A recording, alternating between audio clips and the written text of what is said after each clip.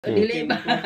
Atong tanawon basig pwede ra diya sabaw sa baboy. Atong tanawon ha. Basig pwede ra diya sabaw sa baboy. Madugay sa sabaw, mukha na sa unod. Atong tanawon ha. Isaya sa sida 5, 3 og ngadto 5. Pwede ra ba sabaw sa baboy? Atong tanawon ha. Nada hingan nyo.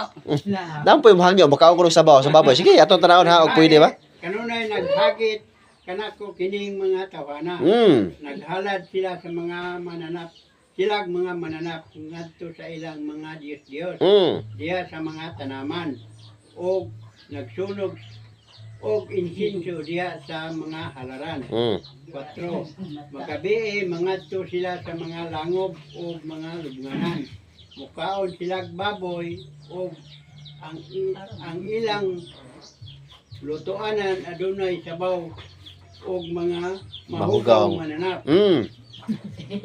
Padayon. Ug mingon ayaw ako Hilabti.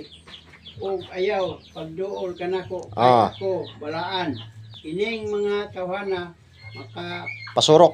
makapasurok sa akong dugo Ta suko kay Ginoo. Padayon. ug ang akong kasuko daw kalayo nga nagdilaab kanunay. Patay impas gad.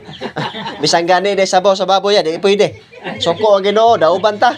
Onya, ingon siya nga ang akong kasuko nagsilaob. Grabe suko sa Ginoo. Kay dili gali pagkanog baboy mo, higop na og sabaw no na impas. Litsono ni nagbalik sa Ginoo silinaw kalayo.